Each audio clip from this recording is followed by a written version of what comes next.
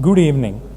My name is Amrit Bhargav, an advocate and research scholar at SASTRA Deemed University, Tanjavur, and it is my privilege to take you through the proceedings of today's event, being the 16th Shri V.Narayanan Memorial Lecture, going to be delivered by Dr. T.V. Somanathan, Finance Secretary to the Government of India. I request all of you to remain seated while I invite Ms. Shivashri Skandaprasad, an alumna of SASTRA Deemed University, to invoke the divinity in all of us.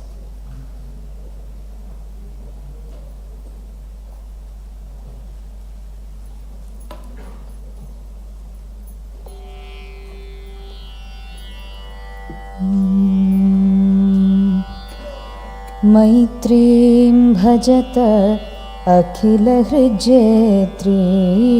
मैत्रीं भजत अखिलहृज्येत्रीं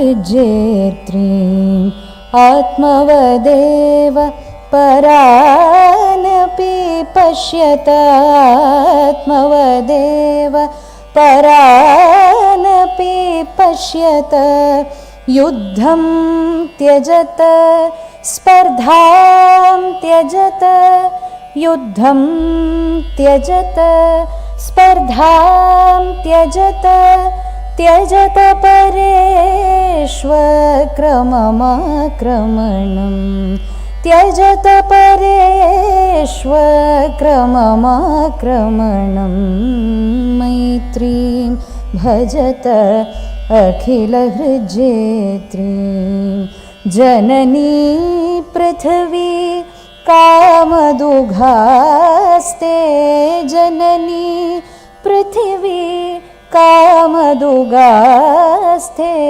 जनको देवः सकलदयाळु जनको देवः सकलदयाळु दाम्यत दत्त दयध्वं जनतां दाम्यत दत्त दयध्वं जनतां श्रेयो भूयात् सकलजनानां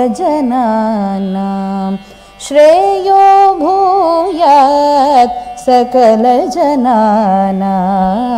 श्रेयो भूयात् सकलजनानां श्रेयो भूयात् सकलजनानां श्रेयो भूयात् सकलजनानां.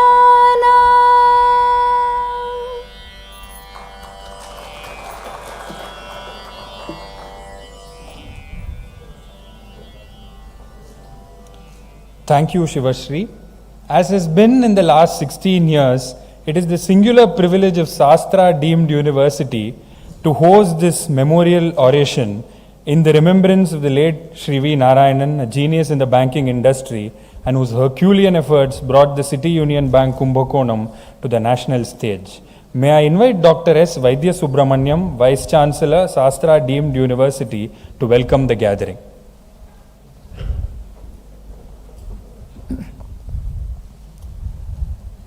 Distinguished speaker for this evening session, Dr. T.V. Somanathan, my good friend, Dr. Kamakoti, and Mr. Sriraman, sons of the legendary Shri V.Narayanan, in whose honor we are organizing this event this evening, other members from his family,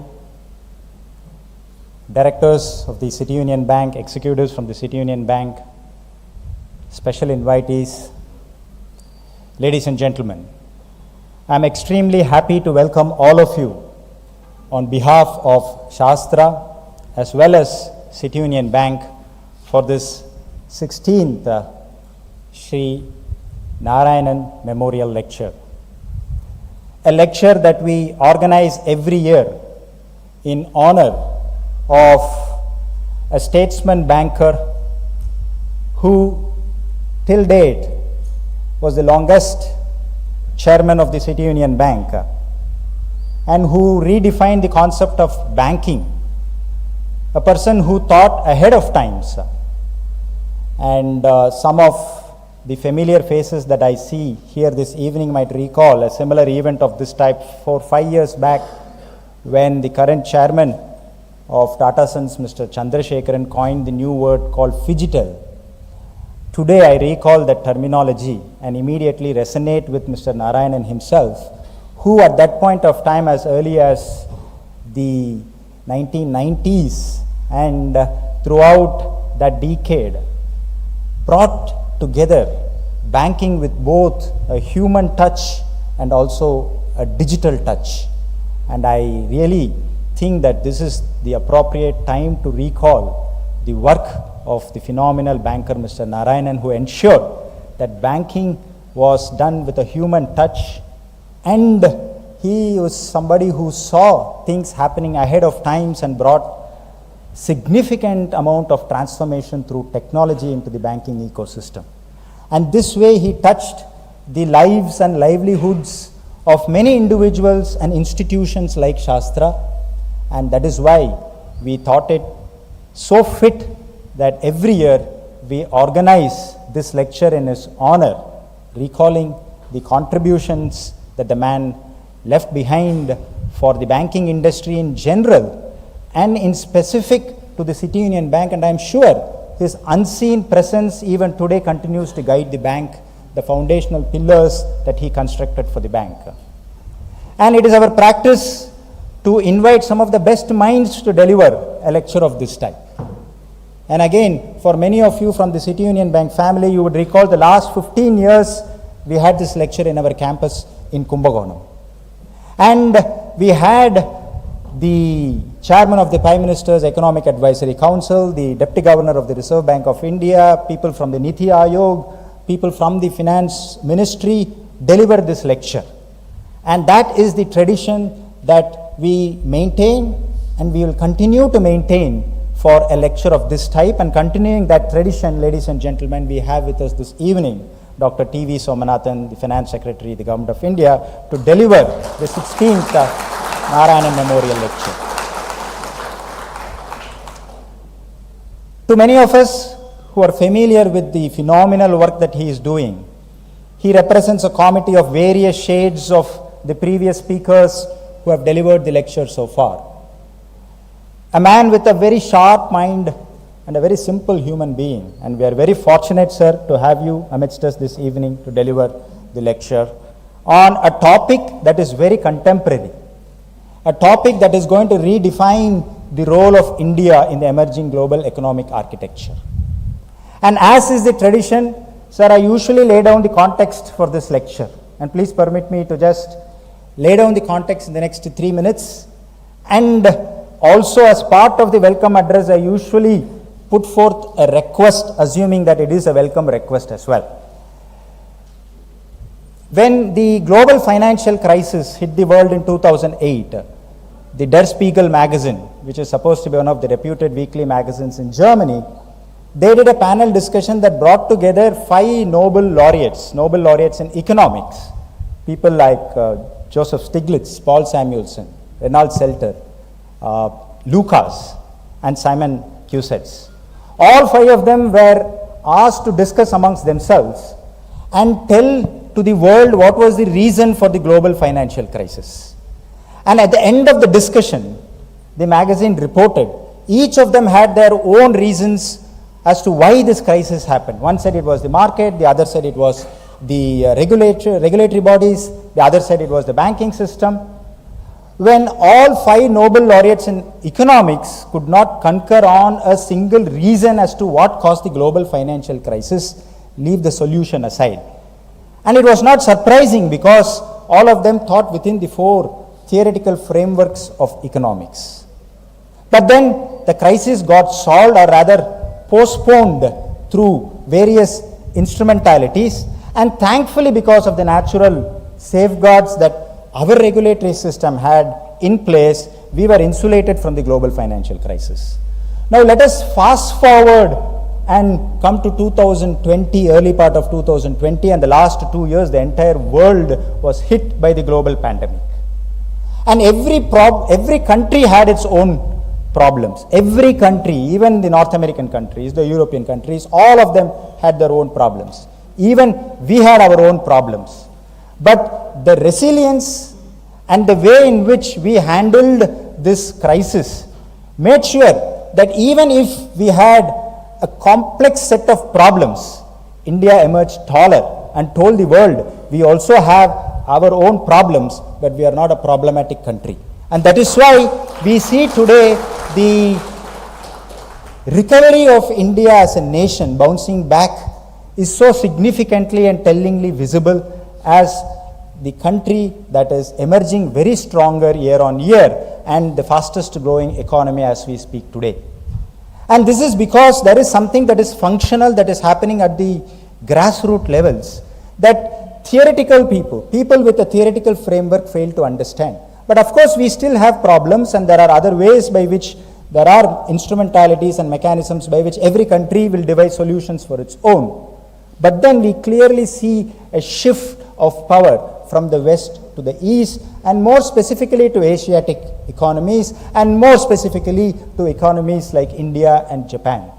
And that is why, ladies and gentlemen, we feel that there are a lot of internally driven mechanisms that can clearly put a pathway in shape that can define the emerging contours of the Indian economy, which I am sure is not going to provide solutions for itself, but also solution for the entire world.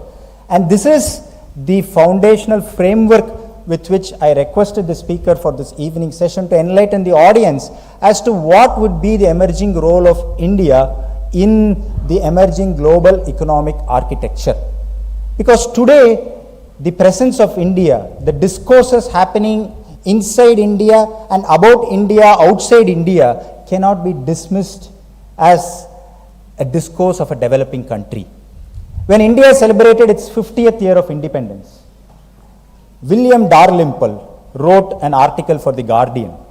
He said, the way in which I see progress in India, it is not a story of a country that says it is the rags to riches story of India. Rather, it is a story of an empire that is striking back. And today, as we celebrate this year as we celebrate the 75th year of Indian independence, the statement cannot be more true than the fact that we see all potentialities in a country like ours that is not only an empire that is striking back, it is an empire that will, moving forward, regain the economic leadership that it used to have for years together in the past. So with this background, I am extremely happy, and please put your hands together and welcome Dr. T.V. Somanathan for this lecture. And let me conclude with a small request on behalf of various institutions that form the critical social infrastructure of the country, and particularly educational institutions. The 2019 budget did mention about the social capital exchange, and I am aware that there is a committee that was formed, a report has been submitted. But even in that market, there are room for speculations is something that we need to be mindful of. Rather, another alternate mechanism, sir, where there are institutions, both public and private, that are making good progress. Higher education institutions, universities, sir. And today's newspaper talks about the inflation in North America, which is highest in the last 40 years. There is definitely going to be a squeeze for capital. There is going to be difficulty for institutions, especially institutions like us, trust getting access to capital. Unfortunately, higher education lending to higher education institutions is not in the priority sector lending category, but rather a mechanism that can put in place a consortia-based access to certain loans that are US dollar denominated, backed by a sovereign guarantee to deserving institutions, top 100 institutions of the country, both public and private. And the terms and conditions will be very strict. Only the deserving progressive institutions will have access to such capital, which is available at lower costs, and also the repayment period is also longer. This way, it will be very helpful for institutions to build what we want as the world-class institutions, because as a country we are marching forward, and the role of educational institutions in the global economic architecture is also very important, and the role of Indian higher education institutions in that is equally important. With this request before the Finance Secretary, I once again welcome you, sir, and we look forward to your lecture. Thank you very much. Thank you, sir. It is my privilege to call upon Dr. N. Kamakoti, Managing Director and Chief Executive Officer of the City Union Bank, to present a memento to Dr. T.V. Somanathan as a token of felicitation.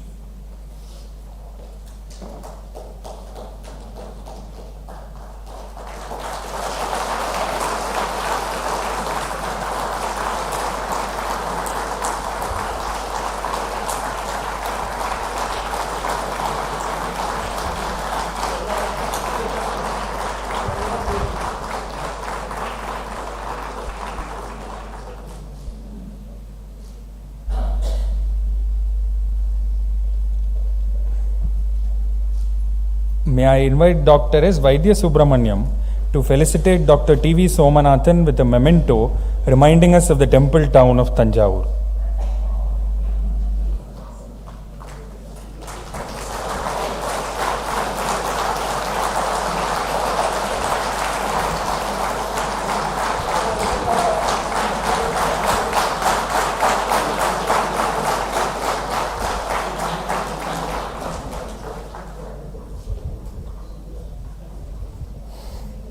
We have gathered here this evening to remember the life and times of Shri V.Narayanan, former chairperson and chief executive officer of the City Union Bank, a financial institution that has edified the temple town of Kumbakonam. Our minds recall his taking over that position in November 1980 and serving with distinguished distinction. His pioneering work in piloting CUB to admirable levels through a slew of curated reforms and breaking new ground has been well known. He also had the providential honor of being the bank's chairperson during its centenary in 2003. His work in the opening of various branches, computerization, opening of the staff training college are still remembered apart from various other achievements. He passed away in November 2004, leaving behind an indelible imprint on the banking industry throughout India. It is also my privilege to read a few lines about the orator for this evening, Dr. T.V. Somanathan, Finance Secretary, Government of India, who can justly be called one of the brightest stars in that steel frame of the Indian administrative service. Educated at the Calcutta and Punjab universities, he also completed the Executive Development Program from Harvard. A 1987 batch IAS officer belonging to the Tamil Nadu cadre, he has held various positions including that of Additional Secretary and Joint Secretary at the Prime Minister's office.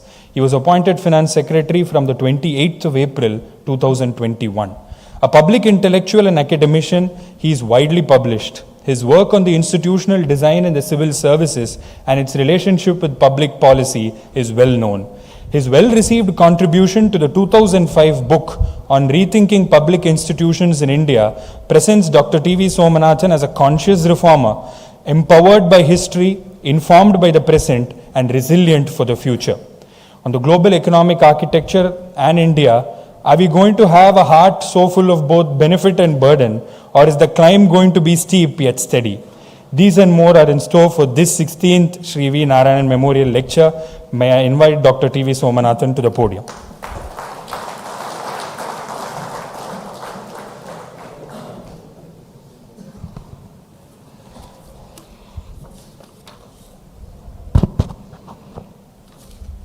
Dr. Vaidya Subramaniam, Mr. Kamakoti, other very distinguished guests, friends, my ex-colleagues, I see some of them, my ex-commercial tax colleagues are also here, I can see at least two of them.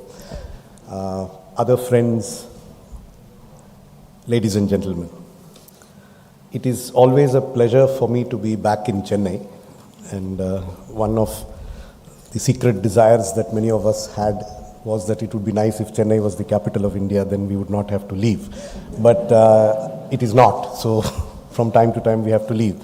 But it is always nice to be back, and let me start by saying that it gives me great pleasure to deliver this year's V. Narayanan Memorial Lecture. A serving civil servant has constraints on what he can or cannot say in a public gathering such as this. And in addition, civil servants by nature tend to be boring people and to therefore deliver boring lectures. So while I did say it is my pleasure to deliver this lecture, I'm not sure if it will be a pleasure for you to listen to it. And in case you want to fall asleep, you can do so and wake up during the question and answer session when we can do something else. Incidentally, the memento that has been presented to me, I was just thinking, I think exceeds the limit of what I can accept as a civil servant also. So, when the organizers gave me some possible topics on which they would like me to speak, from the shortlist that was given to me, I picked this one, namely India in the Emerging Global Economic Architecture. The word architecture evokes a sense of order and planning. I mean, people actually go and do master's degrees in architecture. So it is a scientific discipline. So the word architecture evokes that sense of planning, order, form, etc. So there are many styles of architecture. You have Victorian architecture, Mughal architecture, Chola architecture, Chettinad architecture, Gothic architecture, and so on. Each has some distinct and identifiable features which most common people and certainly connoisseurs can identify. When you see this, they'll say this is an Indo-Saracenic building or something is something that somebody will say on looking at a particular piece of architecture. From approximately 1944, there was a certain pattern of economic arrangements which could reasonably be termed an economic architecture. So there were the three blocks of economies in the world, which were typically and colloquially known as the first world, where you had the market or capitalist countries. You had the second world, which were the communist countries. And then you had the third world, which was countries like India, which were generally poor, either under colonialism or recently decolonized. The first world's institutional structure was also the one that the third world, willy-nilly, or most of the third world, had to conform to or to be part of. So we were not actually the ones designing our architecture. We were told, this is the plan we have drawn up, and in this plan you are here. And so in that architectural dam, we were given a certain place. We were shown our place and we were to be there. In that architecture, there were the so-called Bretton Woods twins, which were the World Bank, or to give it its very literal name, the International Bank for Reconstruction and Development, and the International Monetary Fund. Known colloquially, and which I will also use a lot, is the bank and the fund. So these two, the bank and the fund, were the first creations of the post-World War architecture, though they were created slightly before the end of the Second World War. Apart from these two, there were several other powerful, well-funded UN general specialized agencies, such as UNICEF, UNESCO, the Food and Agriculture Organization, the World Health Organization, and so on. But there was a difference. In the bank and the fund, the governance structure was not one country, one vote. It was $1 of share capital, one vote, which is similar to that of a company, a private sector company. Whereas in the other UN specialized agencies, it was one country, one vote. So there was a clear difference in the governance structures of these two sets of institutions. So in the bank and the fund, the richer countries had bigger shareholdings and hence a bigger say. In that respect, as I said, they resembled the private sector companies of today, where in a particular company there may be 1 million shareholders, but it may be one shareholder who controls it, and the others may hold small shareholdings scattered amongst themselves. The disadvantage of this structure was that the third world's views were not given due importance in the bank and the fund in the manner that they worked. But the advantage was that the first world countries funded these organizations very amply, because the people who were giving the funding were confident of their ability to control the organization to which they were giving funding. And I'm sure many of you in this room may be those who give funding to various organizations. I think you are more comfortable giving funding to an organization where you have some say than to an organization where you have no say in how the money is used. So naturally, the Western donor countries were much more comfortable with the bank and the fund than with UNESCO, UNICEF, WHO, FAO. And so the funding levels of these two sets of agencies, though they were approximately on par initially, diverged enormously over the years. So that these two became very powerful and the others were continuously strapped for budgets. That is the other UN specialized agencies. It is all very well for someone to say that, that I want to be an equal member of an organization, but if the organization has no funds, then it is of little practical use to be an equal member of that organization. It is sometimes more useful to be an unequal member of a more strong organization. So in practice, it was the fund and the bank that were of much greater importance in the design of the global economic order. The third important element in the global economic architecture was initially known as the General Agreement on Tariffs and Trade, GATT, which later was converted in 1995 into the World Trade Organization. Actually, during the Bretton Woods Conference, it was agreed to create the World Trade Organization. It was actually supposed to be one of the three institutions that were to be created in 1994, but sufficient agreement was not reached on the shape of the World Trade Organizations, and therefore the WTO was not created then and was created nearly 50 years later in 1995. GATT, that is the General Agreement on Tariffs and Trade, resulted in a steady reduction of tariffs across many countries between 1994 and the creation of the WTO. And this reduction of tariffs, by which I mean customs duties on imports. Customs duties on imports fell in a secular manner between 1945 and 1995 and fell even further after the creation of the World Trade Organization. So these three organizations, the World Bank, the International Monetary Fund, and GATT, or later the WTO, had a largely common set of beliefs on the methods by which developing countries should develop. Some of these elements were known as the Washington Consensus. Basically, I'm oversimplifying, but the Washington Consensus was that countries should have free trade with little or no tariff barriers, that there should be free flow of capital across national boundaries, that there should be flexible exchange rates, and that there should be a market or market-driven economy in all of these countries, and that would be the best way forward for developing countries. In some cases, these beliefs, the content of the Washington Consensus, were held more strongly than warranted by either theoretical foundations or by empirical evidence. Though in some cases they were actually sound prescriptions. So they were a mix of some very well established sound prescriptions, which I think are of near universal application, and some which are more debatable and where there is more than one way forward, but there was one particular way which was assumed to be the only correct way in the Washington Consensus.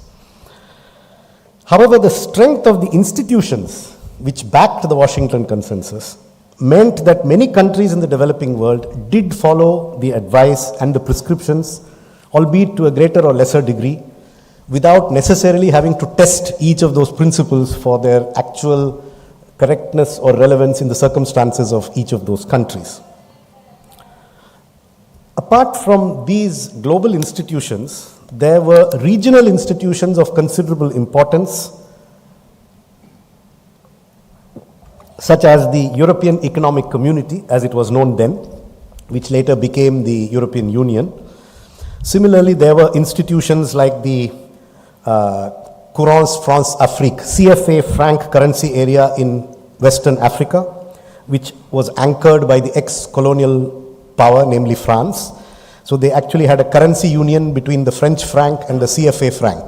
The CFA franc was tied at a specific exact parity to the French franc. So effectively these countries were running a French franc currency area, and so they didn't have control over monetary policy because they were essentially, their interest rates were decided in Paris for most of French West Africa or ex-French West Africa.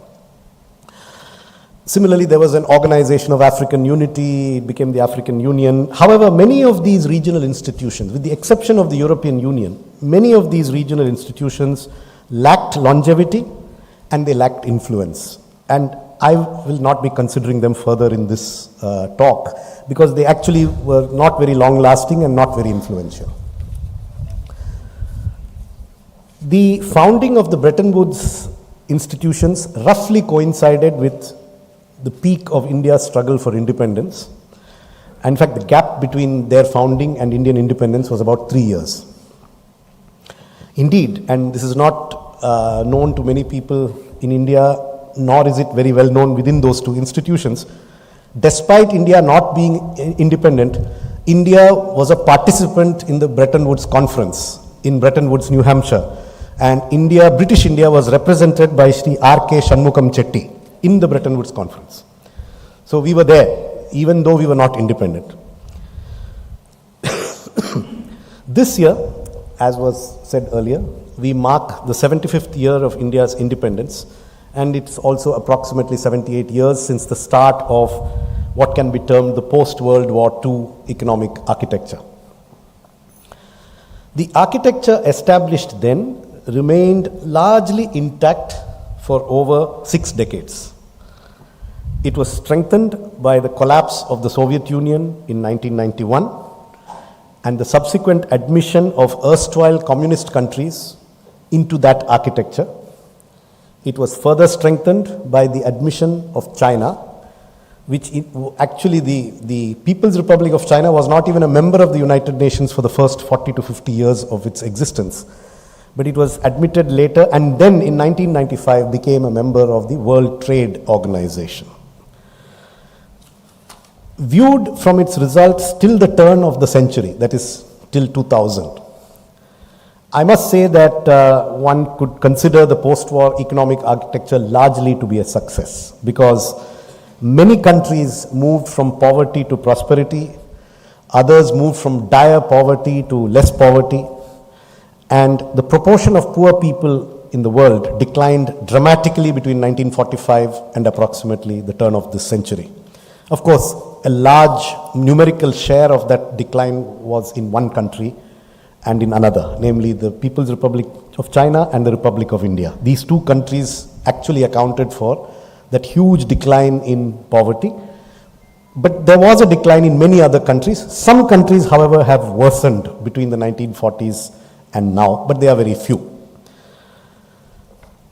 Therefore, if the collapse of the USSR and the adoption of a market-based model by China led to a sort of reaffirmation of belief in the strength of the Bretton Woods institutions, the Bretton Woods architecture, and in the strength of the Washington Consensus, that would have been very understandable. I mean, in the year 2000, if you were sitting, especially if you were sitting in Washington, and if you're looking at the globe, and you are assessing the economic architecture, you would say, yes, this is the right thing to do, and all building plans hereafter should be according to this architecture. But in practice, the confidence that was generated by the fall of the Soviet Union and the admission of China into the international trade and currency systems, perhaps instead of generating mere confidence, led to a level of overconfidence. And Western regulators and central banks, among others, started to deregulate much further than had prevailed during the time when this architecture established itself as a success. So they went into a sort of, if I can use the word, an extremist deregulation, where almost anything goes was the principle, and as little regulation as possible, permit everything, and the market will take care.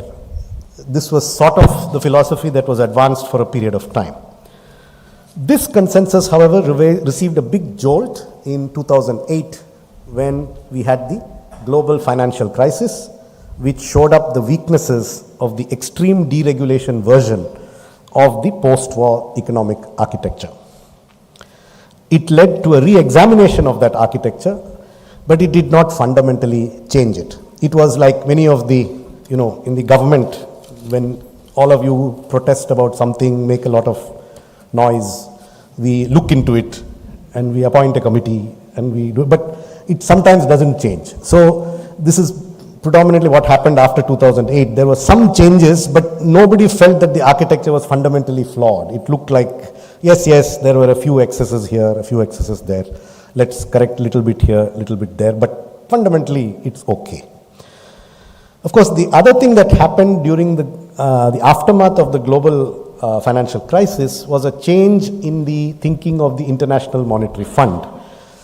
Till then, when countries ran into serious economic problems, they were major advocates of austerity. Whether by coincidence or not, when Europe in 2011 to 13 faced severe economic problems, and when there was a chance of Greece dropping out of the Eurozone, and when Italy, Portugal were also in serious trouble in terms of ability to service their debts, the IMF, which is traditionally headed by somebody from the European Union, changed its philosophy and did not advocate austerity as the solution. So after then, the IMF's stand on how to solve these kinds of problems has actually undergone a considerable change. Then we had a series of other events. So that was 2008 to 12, but things started repairing themselves. There was an unprecedented level of monetary expansion. What we used to call, creation of money was given a new term, quantitative easing. So the labeling changed, but it's typical what, simple old textbooks would have called creating money or injecting money supply, which is called quantitative easing or QE. And there was QE1, QE2. They are not ships or, they are actually actions of the US Federal Reserve. So the QE started, and then we have this other euphemism, which is the expansion of central bank balance sheet. The central banks are the only institutions which can expand their balance sheet by themselves at will. They don't need anybody else to expand their balance sheet. They can expand it themselves. So this massive expansion happened, and it seemed to settle things down. A lot of things calmed down, the crisis receded, the worst was over. A lot of new things started, including startups, and a lot of cryptic things started, including crypto, and lots of things happened. So, but by 2016, another set of challenges emerged. The US began to retaliate under new political leadership. The United States began to retaliate against what it saw as manipulation of world trade rules by China. And therefore, it imposed measures which were, in classic WTO terms, could be called protectionist.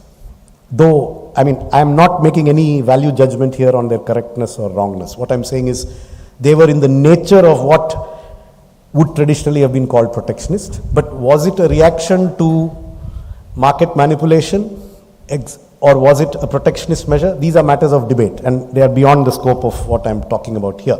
But I'm just observing that the United States, which was sort of the prime mover of free trade, and in whose country the so-called Washington Consensus used to reside, began to impose unilateral trade restrictions on imports from China. Then came that completely unexpected exogenous event, which it's difficult for atheists to find a reason for, which was COVID. So the COVID brought trade to a screeching halt across countries. It exposed the risks of highly decentralized supply chains, the kind of supply chains that free trade had enabled. So the free trade, and especially the expanded free trade post-WTO, had enabled a system where you can get one component from one country, two components from another country, three components from a third country, ship them to a fourth country which has the cheapest labor, and then take that and package it in a fifth country, and then ship it to the market in a sixth country. So this kind of optimization of costs became possible because of low tariffs and because of the free trade system that was promoted. And in its own way, it brought consumer prices down for a lot of people, including citizens of India. So let us not, one should not dismiss these things. There are many benefits in it. It was not as if this was some, imaginary. No, it did bring costs down. In fact, for this reason, certain things have not changed much in price for 2-3 decades. I think if you have visited the United States over 2 or 3 decades, the price of a normal shirt has not changed very much in 20 or 30 years. It's approximately the same. Many things like that have not changed very much in spite of inflation. So these supply systems were extremely efficient, but they depend on continuation of free trade, open markets, free flowing shipping lanes and air traffic, and so on. What COVID did is to show you that all of these are man-made devices and they can suddenly collapse. And they all collapsed at the same time. There were no ships, there were no factories working, and people didn't have toilet paper because of that. So we saw the results of that on TV, and particularly in some developed countries there was a toilet paper crisis. Fortunately, it was not in India. Otherwise, we would have heard a lot more in our social media on this. But and then after that, that was one set of exogenous events. I think that is one event I'm very happy as a civil servant. COVID is the one event where at least the event has not been attributed to the government. Not to the Indian government, at least. It has not been attributed to the Indian government, let me put it very precisely. You can criticize the management, but not the creation of the COVID. So, okay. So that was one set of exogenous events. It ended. Things began to recover, perhaps, but it had damaged the belief in the system. It had damaged the belief that this is the ideal system, that there is one country in the world which is the global manufacturing hub, and everybody else supplies components to that hub or is a subcontractor of that hub, and everything gets shipped from that hub to everywhere else. So this hub and spoke model and the free flow of capital that enabled it, all of these things began to suddenly seem not so optimal, that it was vulnerable. Yes, it was one of those it was a greenhouse flower. I mean, it was very beautiful, but it had to be in those exact conditions for it to thrive. Anyway, that was over and we finally started recovering from it. And then came the other one, not so exogenous, this one is much more man-made, but the Russo-Ukraine war, which happened in late February 2022. From the point of view of an officer sitting in the government of India, we have had 3 exogenous events that we had no control over: COVID, Galwan, and the Russo-Ukraine war. And all 3 have had profound effects on the way the government of India has to manage its finances. So I sometimes joke that I am told that Napoleon had said that the most important quality to be looked for in a general is luck. If that is the case, then I am one of the most unlucky people to hold office here, because after I joined the finance ministry, we had COVID-1, then we had Galwan, then we had COVID-2, and then we have had Russo-Ukraine war. So, and none of these 3 can remotely be attributed to the finance ministry. So in any case, we have to live with the times that we have. So this war, the Russo-Ukraine war, and the Western reaction to it have again upset a lot of widely held assumptions about how the global economy functions. Western countries for centuries have been a bastion of property rights. And in fact, if you attend economics courses, particularly in Western countries, they point to stable and secure property rights as one of the foundations of the success of capitalist economies. It is something that until you attend this course doesn't strike you, but it is something that is told to you, that look, stable property rights, without this everything would collapse. Confiscation was roundly condemned. Confiscation, expropriation, nationalization without adequate compensation, all of these were roundly condemned. And even for instance, when the land of white farmers in Zimbabwe was, sought to be taken over by the government and handed over to landless black people. So, and it was always emphasized that there is a need for legal due process before any such thing happens. And it cannot be arbitrarily taken. I see one of my friends from the legal fraternity. I'm sure he would have been very unhappy if I ever did as a civil servant expropriation of property without due process or without giving an opportunity of being heard to the other party. Confiscation and expropriation were known features of communist states, not of capitalist states.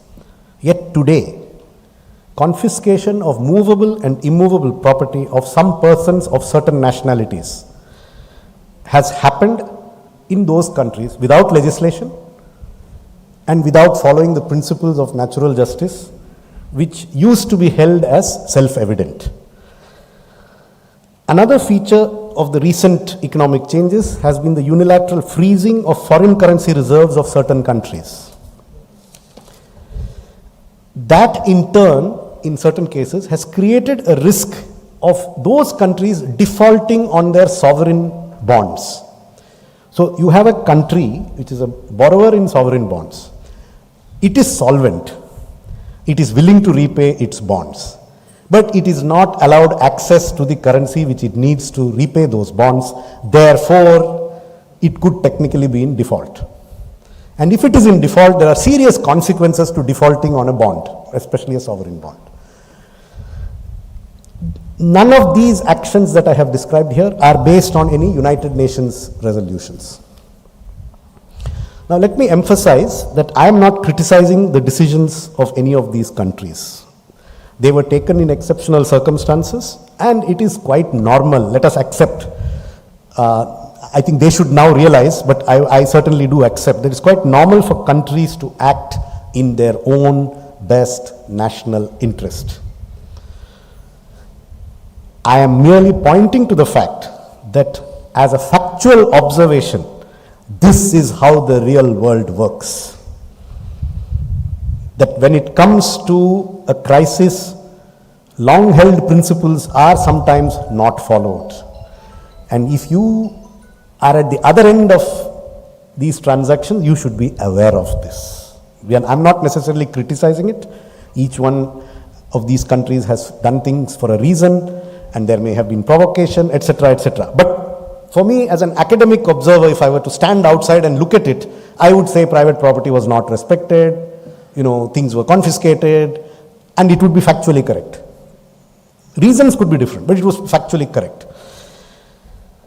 Now, these actions, by doing something which was earlier felt to be unthinkable, have made them thinkable.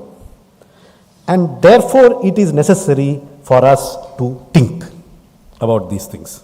It is no longer sufficient to assume the prevalence of a particular architecture or of a particular set of rules or a particular set of ways in which the global economy functions.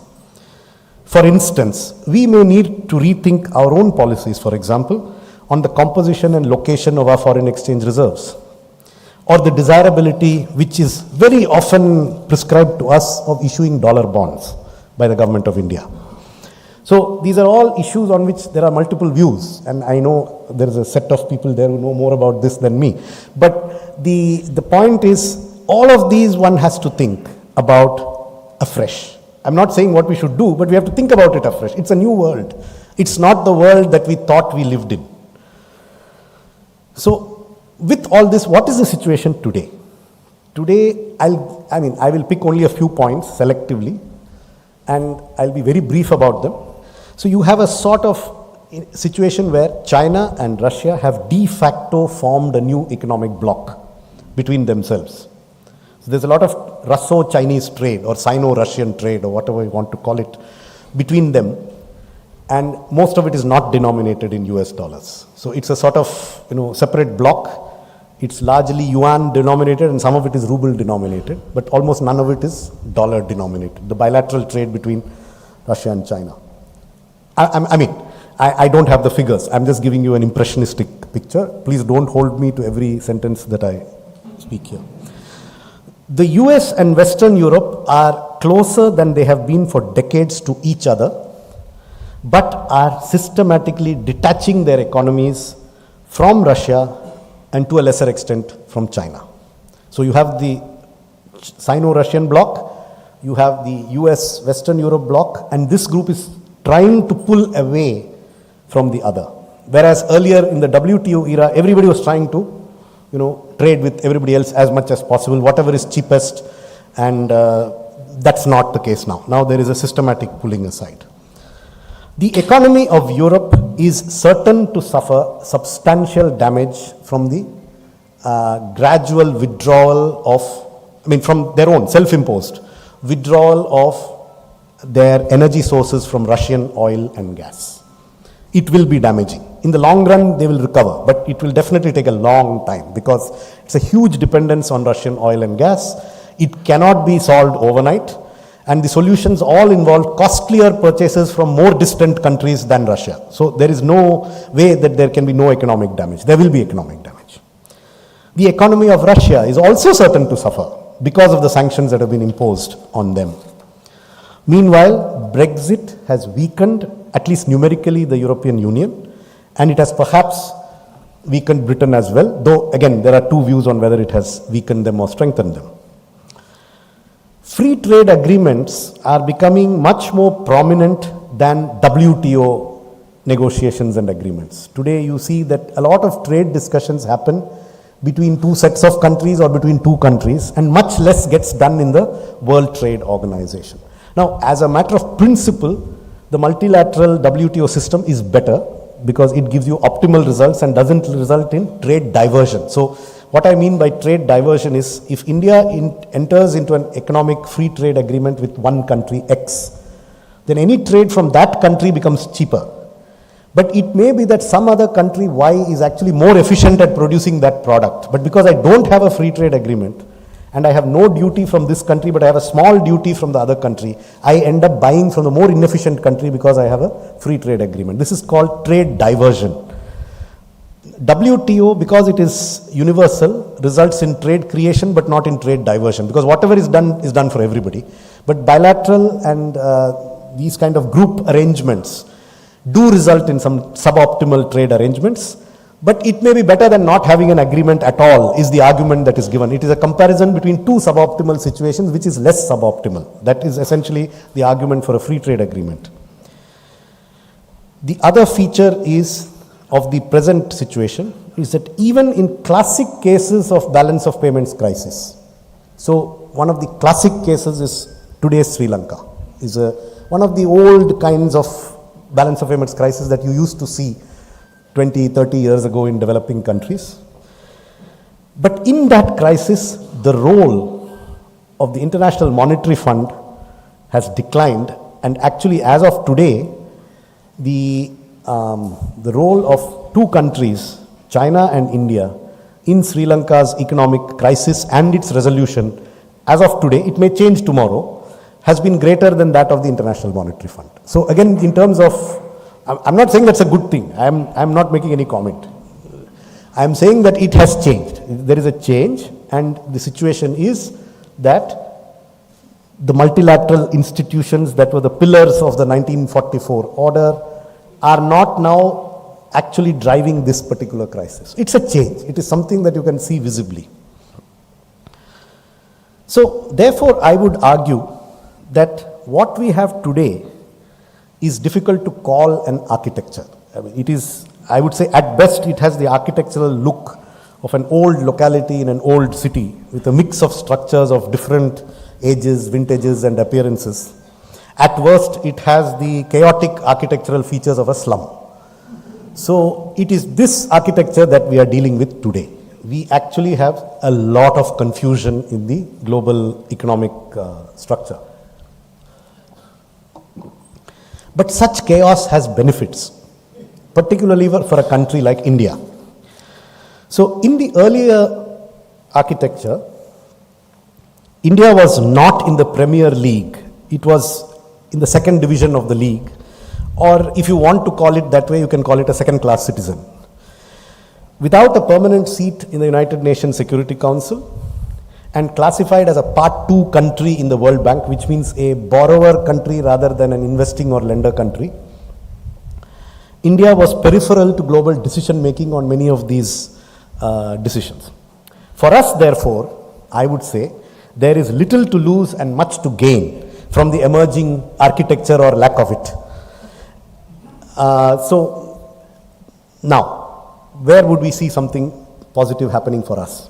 First, and as a very conservative person who has seen a lot and seen that many plans don't come to fruition and so on, I would say, even if we do not do anything spectacular, even if we simply continue with our existing normal, functionality and dysfunctionality that India has displayed consistently for the last 10, 15 years, our relative position is almost certain to improve.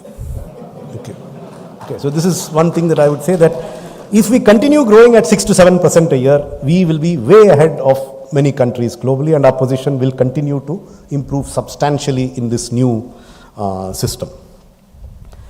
We have to only ensure that we don't do anything very bad. We only have to ensure that we don't score own goals, or smash our bat against the wicket when the ball comes, or do something like this. Other than this, I think we are going to improve. So it's one. We will improve because others are worsening. Okay, so that's okay. But second, and more positively, we have an opportunity to shape the emerging architecture. Now, there are some things that India has done, and they don't receive as much attention, but perhaps it is worth pointing them out. There are some early signs of our potential role in a new architecture. A very, small but significant one is in the founding of the International Solar Alliance. Now, solar energy is going to be one of the key energy sources of the future. 100 years from now, it may be more important than oil. So the International Solar Alliance is the first international organization headquartered in India. It's an international organization. It's not a Government of India organization. It is an international organization which is headquartered in India.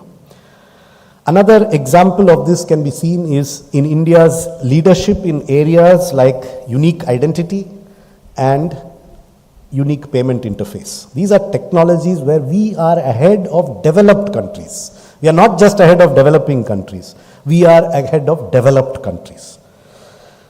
So these are examples of where we can lead, and we are already beginning to. A lot of developing countries are actually being advised on unique identity by the UIDAI, and UN agencies are taking the support of the Indian government in doing this in many developing countries. So there will be many more things like this, and I'm sure people like you actually know more than I do about the sort of initiatives coming from the market where India can play a very leading role and be an example to others. But I am a bureaucrat sitting in a closed room looking at files with literal red tape on it, so I'm not sure of many of those. And by nature, I am always conservative, skeptical, till something is proved. So I only know these two proven examples, which I consider as proven, which is UIDAI and UPI. And both are proven examples, and I would say they are world class, truly world class. However, if India is truly to play a significant role in shaping the emerging global economy, then ironically, the most important challenge for us is domestic. We cannot shape the global order if we do not have a strong domestic economy. Paradoxically, your strength starts from here. It doesn't start from what you do on the international stage. It starts from what you do here. So there is a Tamil saying, "Veettu chor irundaldan virundu chor." Okay. You are not invited to virundu if you don't have sore at home. People don't generally invite beggars to their feasts. So people invited to a feast are people who can afford to eat at home also. But they are invited because they are honored guests. They are invited for virundu. So in that sense, if we want to be in these global feasts, we have to be well supplied at home, and we have to have a very strong domestic economy. There are many steps which we need to take for our domestic economy to become strong. And this is an area where I have what Gandhiji had called the drain inspector's view of the Indian economy is something which I have. I will not fully share it because it's not a very pretty picture. But being the drain inspector of the economy, I will dwell on a few of our weaknesses so that, we can sort of set them right. I think first and foremost, we, by which I mean both state governments and central government, need prudent and conservative fiscal policies. I think this is absolutely critical if we are to stay afloat and do well. We need to reduce our fiscal deficit, particularly at the central level. The central deficit is much higher than at the state level. We need to improve the quality of our public expenditure with a greater share for those aspects of public expenditure which promote growth. To do this, we will have to reform some of our poorly targeted subsidies, such as those in electricity and fertilizer, without which we cannot improve the quality of our public expenditure. There are no quick fixes and no free lunches in this task. It will be difficult and it will need to be done. So it calls for a lot of introspection, including, and the reason I'm saying this to you is that I find that on things like this, I am sometimes surprised by the selective ignorance displayed by people who come to government with requests. So people want a subsidy for themselves, which will expand the fiscal deficit, while also wanting a shrinking of the fiscal deficit for others. We see this all the time. Now, I think we have to collectively decide that this is not possible. It cannot be shrink his fiscal deficit and expand mine and overall shrink it, please. It just cannot happen. So we have to have a tight control over public expenditure. The other way is to increase our tax revenue, which also nobody wants. See, nobody wants tax increases. Nobody wants any subsidy to be reduced. And yet everybody wants fiscal deficit to be reduced. So this is my trilemma which I face every day. Every day I hear all three. I want tax concession for this. I want more subsidy for that. It's a wonderful industry. It's going to really take off. Just give 20% subsidy for 3 years. They'll fly. Very good. Then somebody says, no, I want this concession only for this in my depreciation, only for 4 years. Then R&D in this sector will just take off. And then India will be better than Silicon Valley. And then they say, oh, you know what? Your fiscal deficit is 6.4%. It's very high. It's one of the highest. You have to reduce it. And I sometimes hear all three from the same interlocutor. So I want to mention that this is a very difficult balancing act. And the governments and the people inside government need help from people like you in telling us how to solve this and coming up with workable solutions that will not be, pie in the sky. It's not some magic, this one that, there is no magic. Hard decisions are necessary. You, experts like you in this room, future leaders, students, you will have to help us solve this problem because this involves the citizens. It cannot be unilaterally solved by the governments. So if every time there is a reasonable price fixed on something for which a service is provided, if everybody says, oh, it's very high, even if it's reasonable, and makes a lot of noise out of it, it becomes difficult to do the right thing. So I think governments need help from the citizenry in taking the right decisions. So I would call upon all of you in your capacity as citizens to please think about this a little bit. There's often a discussion about savings rates. Let me point out that reduction of the fiscal deficit is the single easiest way to increase the domestic savings rate because fiscal deficit counts as negative saving in the national accounts. So if you want India's savings rate to go up, you need to cut the fiscal deficit. That's one of the ways of cutting increasing the savings rate. Okay. Second, we need to minimize the vulnerability of our economy to external shocks. And this means we need to avoid taking too much external debt, and especially debt denominated in foreign currencies. But not only debt denominated in foreign currencies, all kinds of external debt have consequences. And then I come back to a point I made earlier. We may need to think about diversifying of foreign exchange reserves, including an increase in the share of that much hated relic or supposed relic of the past, which is gold. Now, as an aside, Indians are often criticized for an apparently irrational attachment to gold. But the Ukraine conflict and the various currency restrictions have shown the value of a store of value which is not dependent on any sovereign and which can be portably carried from one place to another without this permission of any sovereign. So a sovereign is sovereign. Currency notes are not sovereign. So this perhaps gives us some sense of maybe a deep civilizational experience as to why Indians have always wanted to keep a little bit of gold. Because India has been a country with a lot of changes of sovereignty and lots of wars and invasions and people having been displaced and so on. So maybe this is a deep civilizational memory, I don't know, but our liking for gold is not so. If you are a Ukrainian citizen, you probably would have been better off holding some gold at this time. When you are fleeing to Poland, it's better to carry gold than to carry Ukrainian or Russian currency. So anyway, third, we need to foster a strong domestic investment. By the way, I'm not making a plea for you to invest in gold. Let me clarify that. I was talking about India's reserves, not about private gold holdings. Third, we need to foster a strong domestic investment climate. We need to achieve the right balance in regulation between preventing harm and promoting good. So regulation is always a tension between these two intentions. I must stop somebody from getting harmed. I must promote somebody doing good. This is a tension. But too often our well-intentioned regulations have stifled innovation and growth.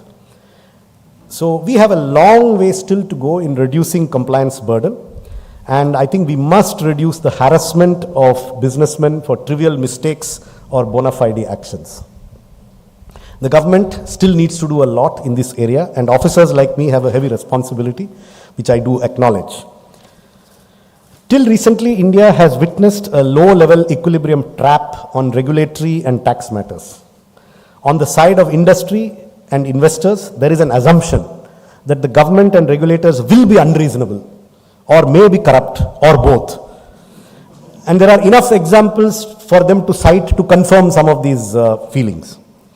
So therefore, industry and investors arrange their affairs accordingly through elaborate schemes of regulatory arbitrage or tax avoidance, or various schemes where 4 companies transact 1 rupee each so that the 5th company is shown as the owner. I mean, these kinds of things for which we have lots of expertise, including in this room, who can help you to structure these things. So that is one set of. On the side of the government and regulators, there is an assumption that industry and investors will evade or cheat if they can.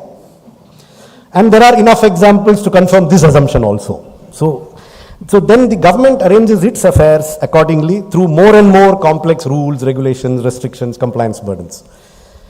We need to get out of this trap. I don't know how, but we need to get out of this trap. And we need the help of all of you to design something which will lift us out of this trap of mutual suspicion with evidence on both sides for that suspicion. It's something that we need to do. And I would look forward to practical suggestions from you on how we can rise above this. Fourth and last, I think India needs to exercise independence of mind in taking economic decisions. We need the courage to stay away or walk away from agreements that are not in our interest. Without harming others, we need to do what is in our interest. When India did not join the Regional Comprehensive Economic Partnership, or RCEP, there was a lot of criticism as to, are we isolating ourselves from global trade, etc., etc. But I don't want to go into details, but looking at it now, after 2 years, subsequent developments have shown it, I think, to be a wise decision. And I think there is less dispute now about whether we should have joined or not, and the decision not to join, in my mind, I have absolutely no doubt, was the correct one. Economics is a discipline which is subject to fleeting fashions, and massive fiscal stimuli were the fashion in 2020. India did not join that fashion. We had a restrained fiscal stimulus. Most of the relief measures were in the form of credit and monetary measures. We have emerged in reasonably good shape, and compared to most other countries, we have emerged in better shape. So again, we did something which was not fashionable then, and there was a lot of pressure on us to follow fashion. And it has been my experience that fashion is not something found only in the National Institute on Fashion Technology. It is found in economics, it's found among experts, it's found among op-ed writers, it is found among editorials, it is found in seminars, workshops, lectures, everywhere. So, but resisting fashion and assessing things based on actual facts, circumstances, empirical evidence, pros and cons, is something that I think we will need to do, and I think it has held us in good stead over the recent past. Now, as an aside again, I am often intrigued by the suggestions we get from investors. We hear how we should copy regulatory and innovation policies from the US. We should have apprenticeship policies like Germany. We should have, quality control policies from Japan, all of which I am absolutely in favor of. But the same persons also tell us that when it comes to capital gains tax, we should follow capital gains tax not of US, not of Germany, not of Japan. We should follow Dubai or Singapore. Because that is the best capital gains tax. Why it is zero?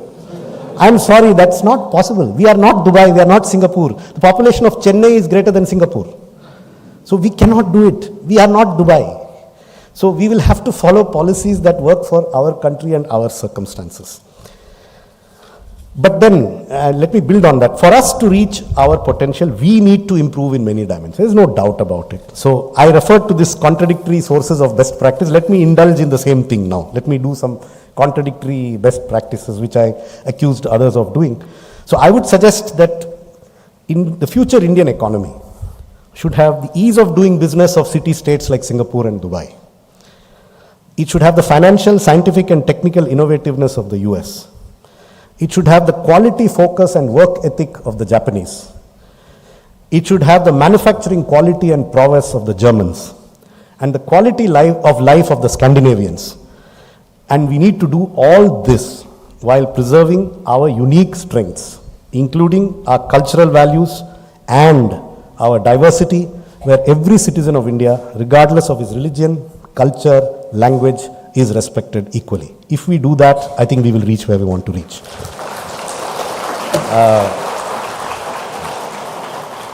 So in conclusion, and I'll wind up now, the old global economic order is crumbling.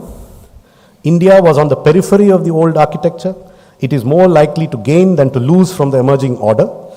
But we will not become a global economic power by trying to become a global economic power. We can become a global economic power only by having a powerful domestic economy and a peaceful and cohesive society. Thank you.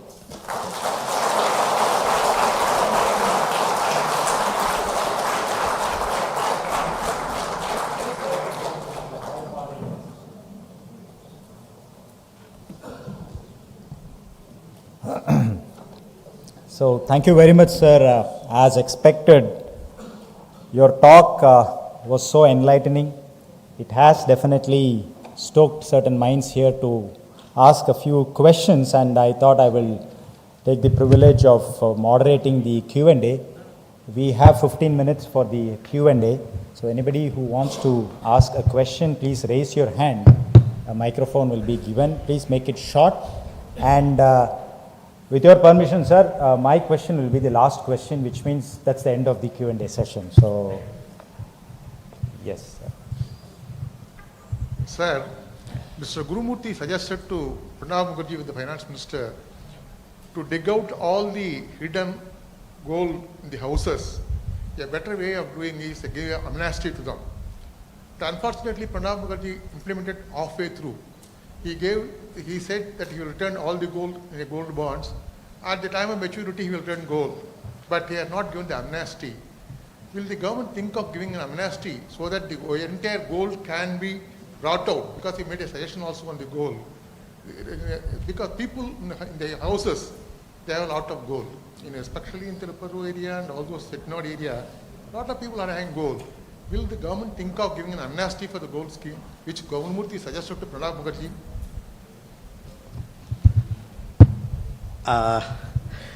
Thought will definitely be given. Now, whether it will happen or not, I don't know. Because this has come up repeatedly. There are some strong merits to the idea.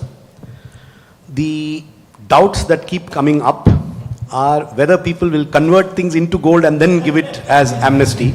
So how do we prevent especially after the fantastic innovativeness that some of our citizens and banks showed between November 8th and December 2016. We are really, we are impressed by the innovativeness of the Indian citizen. So, but to give you a serious answer, it is something worth thinking about, but I am not in a position to give you a categorical answer. Ms. Aarti? Sir, Aarti Krishnan here. So, There's a lot of talk and worry about the fiscal deficit, but actually, if you look at the fiscal deficit of India, it is funded mainly from domestic sources, not from external sources, because the sovereign is not a big borrower abroad and external assistance has come down. The current account deficit, in contrast, is more worrisome because that is where we have a big external gap. So, you didn't talk much about it. So, what do you really think about it? No, the current account deficit is a serious problem, but I think it is, at least in its present acuteness, the biggest single cause is an external shock, because we are a huge importer of oil. Oil prices have gone up dramatically in the last 6 months.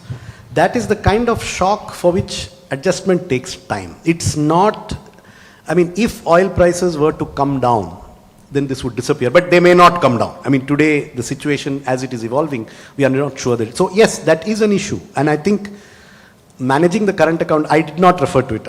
In fact, I would say that's a weakness or an omission in this. I should have referred to it. But I think even that benefits from shrinking the fiscal deficit. If you, in the macroeconomic equation, if we reduce G, it reduces imports also.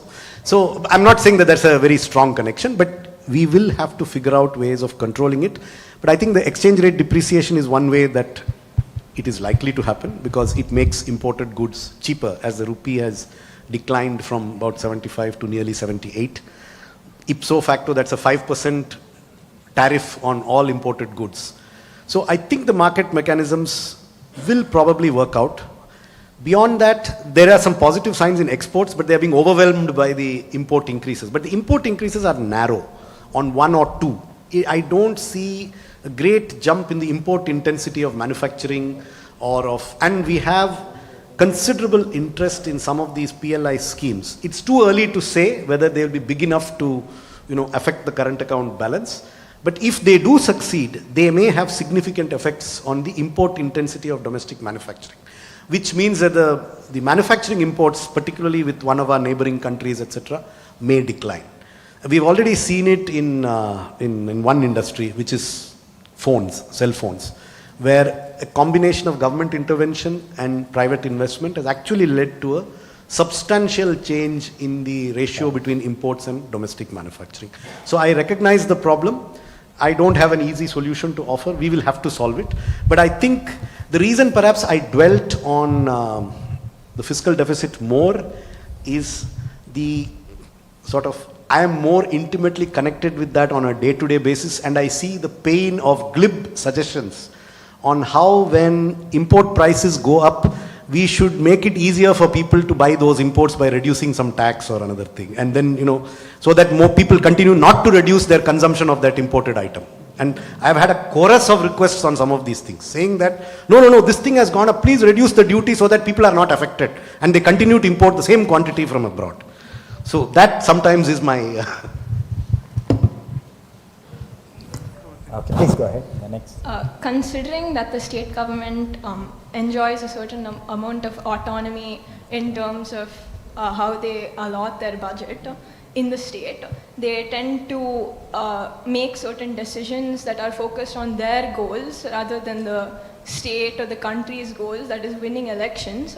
So they may take some decisions that are focused on public approval but may end up having negative effects economically over the long term.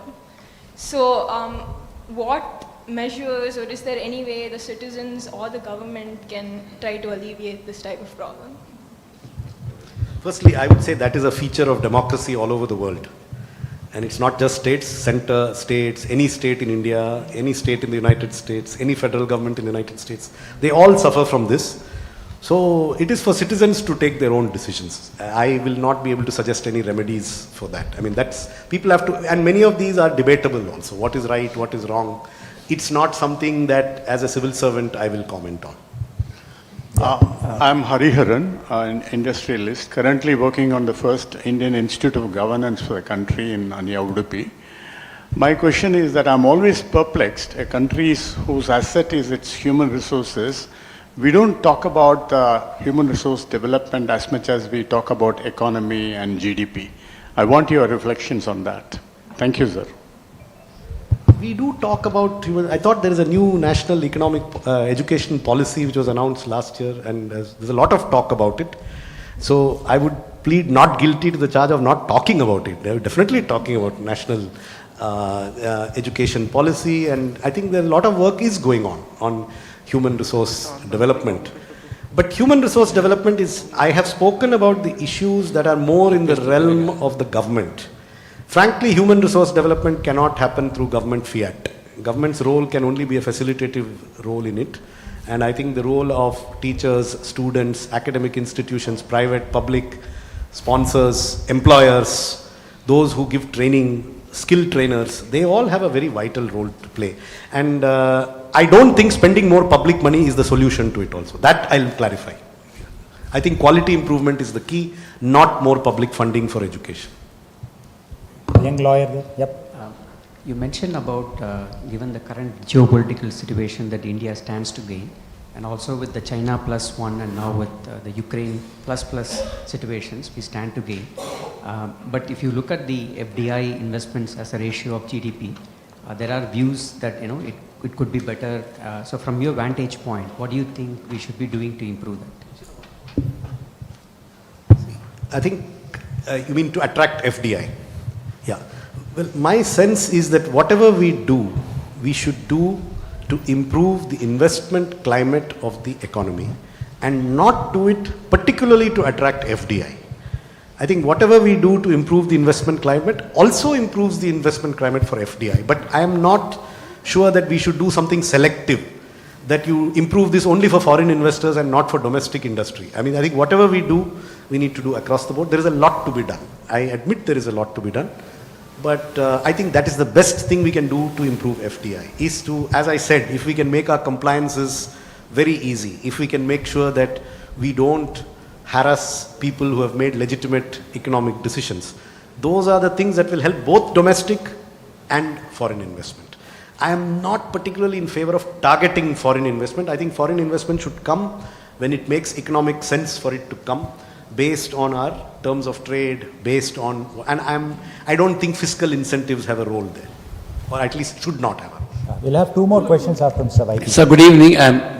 Good evening. I'm Rajendran. I'm a cyber advocate. In fact, you also briefly touched up at this point. The points like Atmanirbhar. We have been speaking about it for quite a long time. Sometimes I used to remind of the old Raj Kapoor song like मेरा जूता है जापानी ये पत्तम हिंदुस्तानी सिर पे लाल टोपी Rossi फिर भी दिल है हिंदुस्तानी. Like in the case of technology, my operating system is from US, my search engine is from US, my data is mine. And the cables are from Japan, the speakers are from Taiwan, the chips also, except the Shakti, which IIT Madras took a lot of efforts, which Professor Kamakoti has been speaking about, but except this particular chip, everything in technology is from abroad, except the data. Even Chinese toys continue to be a big hit here because they are cheaper. Chinese toys, Chinese ever-solar utensils, everything. What is the government's take on it? Can the government do something very serious to make, you also were speaking about subsidies. Subsidies are not a permanent solution, but should you not do something to, in this particular area of subsidies, that Indian market becomes cheaper compared to Chinese? Thank you. So you are raising a very, very important point. What do we mean when we say Atmanirbhar, self-reliant, etc.? So does it mean, so let me give you an example of self-reliance. In 1980, I'm choosing that year particularly because it changed in 1983, but in 1980, we were completely self-reliant in cars. There were only 2.5 cars available in the country. Ambassador, Fiat, and sometimes Standard, which was substandard. Now with these 3 cars, we were completely Atmanirbhar. If that is Atmanirbhar, we were then. 1970s, we were Atmanirbhar. But is that what we mean by Atmanirbhar? No. We want global, world-class, competitive products which are made in India and which can withstand competition from abroad. That is not what, the 120% import duty on cars, industrial licensing on cars, that is how we were Atmanirbhar in 1975. So that is not the definition or what the government is seeking. So when you make this very clear that what we want is efficient domestic production that competes with the globe, that is precisely why there are actually some subsidies which are being given. They are called PLI, production linked incentive. So 14 sectors have been defined where these sectors have been chosen because these are sectors where if certain initial adverse starting conditions are removed, if you make a one-time correction, then we can be competitive. But there could be some things in which we will never be competitive. For example, we will not be a global power in oil and gas. It is good if we can reduce a lot of our dependence. But so we have to target. We have to be clear where we have the opportunity to be world class. There, if some temporary transitional subsidies or tax concessions are necessary, they might be worthwhile. But we cannot, do something inefficient and harm the consumer and say, look, there is this beautiful car which costs only 1 lakh, but you must buy this 2 lakh car because it's manufactured by an Indian industrialist. And you please pay 2 lakhs and buy it from the Indian industrialist because it is local, and the 1 lakh car you cannot buy because it is foreign. Now the consumer is losing. So we have to look at every Indian citizen, not just the supplier, we have to look at the consumer. So the aim is to produce efficiently in India, and that is why there is a scheme for toy manufacturing. You mentioned toys.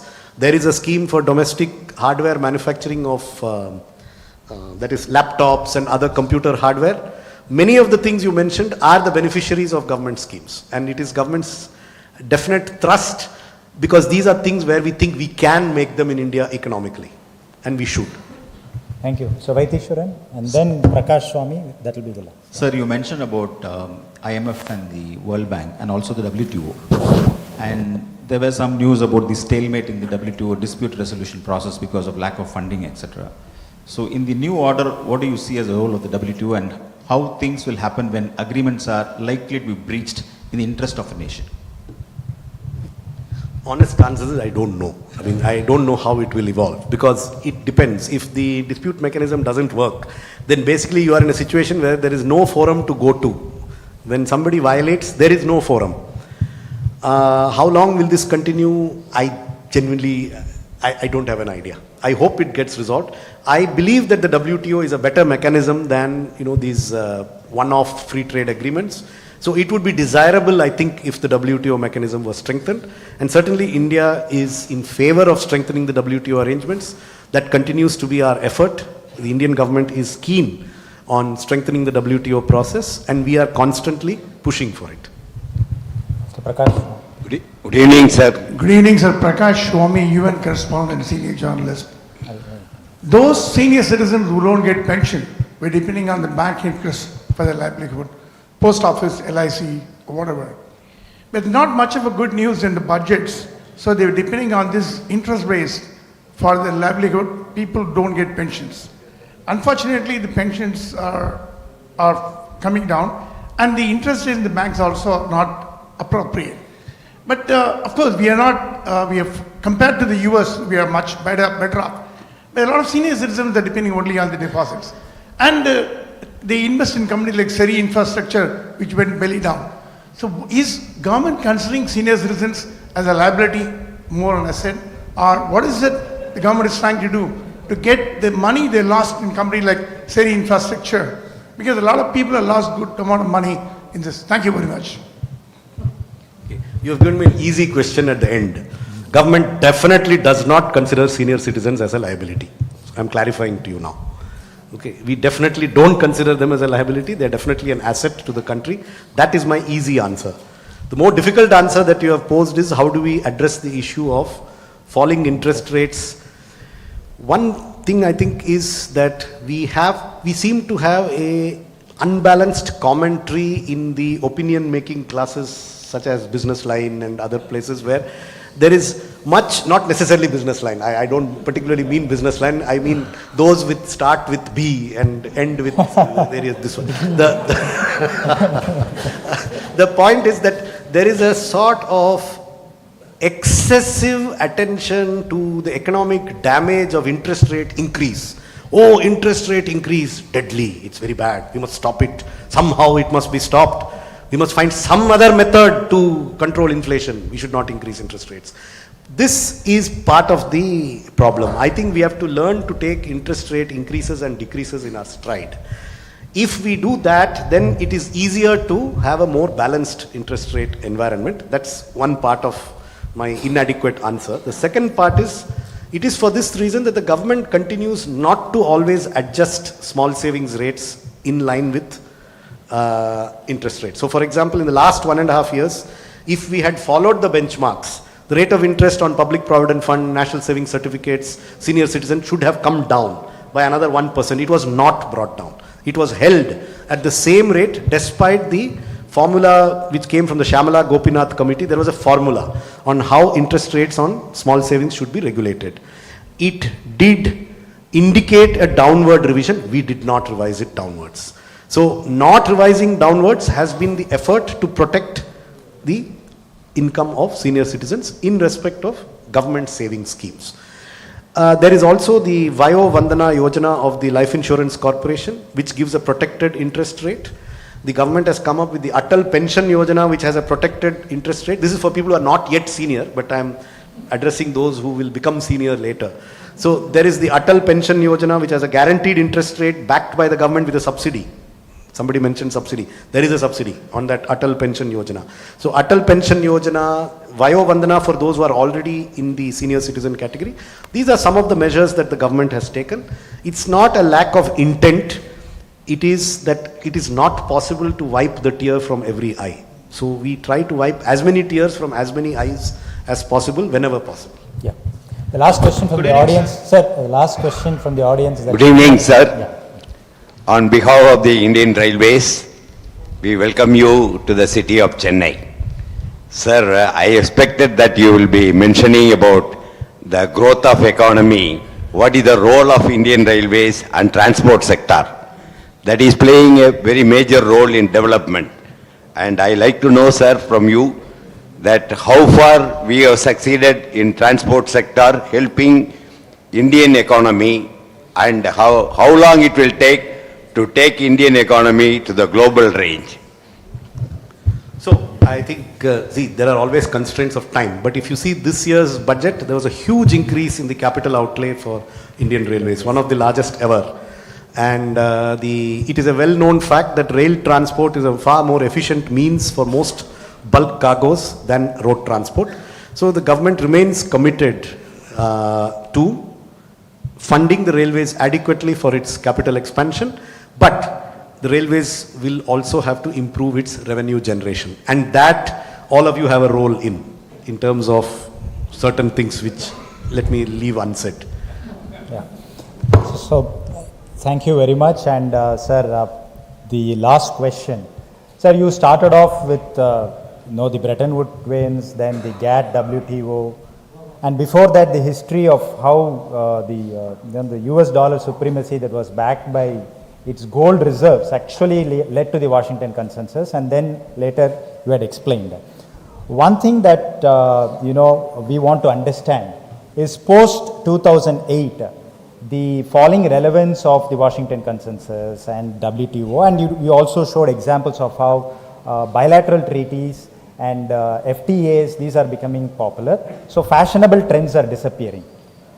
What is your take on these credit rating agencies? I mean, they were, part of the entire problem was these credit rating agencies of 2008. And most of these big institutions, the Bretton Woods twins, they are all kind of fading away. But we see the re-emergence of these credit rating agencies, which are actually still getting stronger and stronger despite 2008. So what is your take on the role of credit rating agencies, which has a very telling impact on all the issues that you have covered?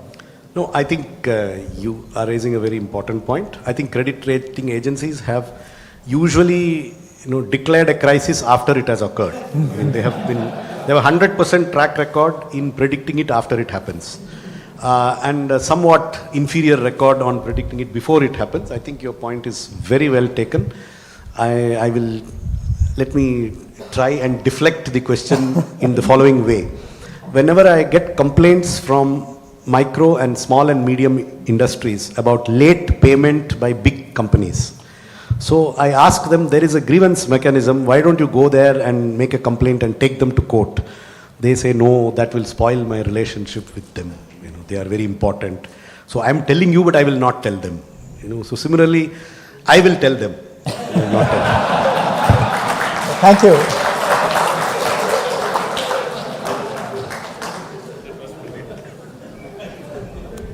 Thank you, sir, for the lively lecture that recounted and demystified global economic journeys, historical aspects, contemporary developments with factual references, tracing the philosophical underpinnings and socio-cultural undercurrents of today's economic scenario.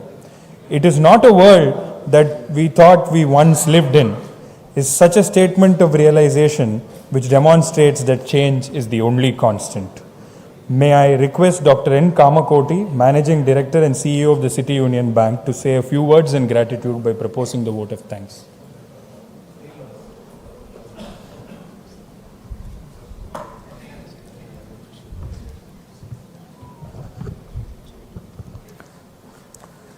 Good evening, everyone. On behalf of Chairman, members of the board, employees past and present of City Union Bank, family members of Shri V.Narayanan, and on my own behalf, let me convey my heartfelt thanks to Dr. T.V. Somanathan for his enlightening speech on today's function. The way he started with the history of the development of global financial architecture, from Bretton Woods to how things moved up to GATT, WTO, and even now how things are going on multilateral, and how we, every country is now looking to focus on what is important for us, and the way it is giving us at least, confidence that I think we have safe people to handle the entire affairs of the country, particularly in this difficult period. Thank you very much, sir, for accepting this and giving a wonderful speech. Both answering questions directly and also deflecting them, I think they were class, and we, it's a very, once again, thank you very much, sir.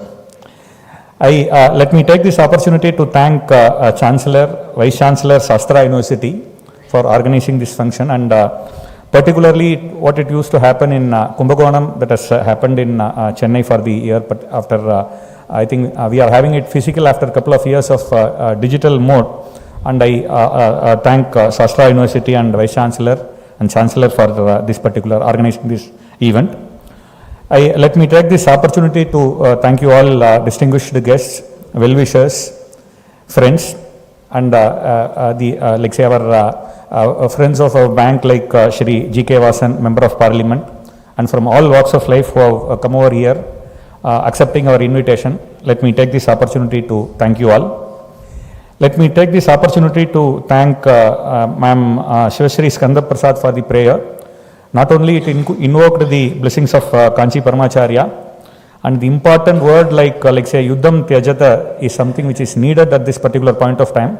So though it is anthem of Shastra, it takes a larger importance at this particular point of time when we are having a war at a different part of the world. And also let me take this opportunity to thank press, particularly the Madras Management Association for giving this hall and helping us to organize this function. And once again I conclude with thanking those who have both joined physically and also those joined online, because it is also going live on the social media through YouTube and all. So I take this opportunity to thank you all once again for making this function a grand success. Thank you all.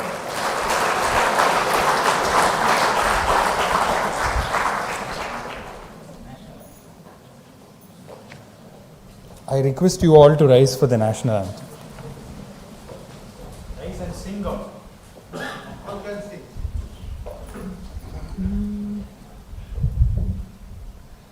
जनगण मन अधिनायक जय हे भारत भाग्य विदाता, पंजाब सिंध गुजरात मराठा द्राविड उत्कल बंगा, विंध्य हिमाचल यमुना गंगा उच्चल जलधि तरंगा, तव शुभ नामे जाहे तव शुभ आशीष माहे, गाये तव जय गाथा। जन गण मंगलदायक जय हे भारत भाग्य विदाता। जय हे जय हे जय हे, जय जय जय जय हे।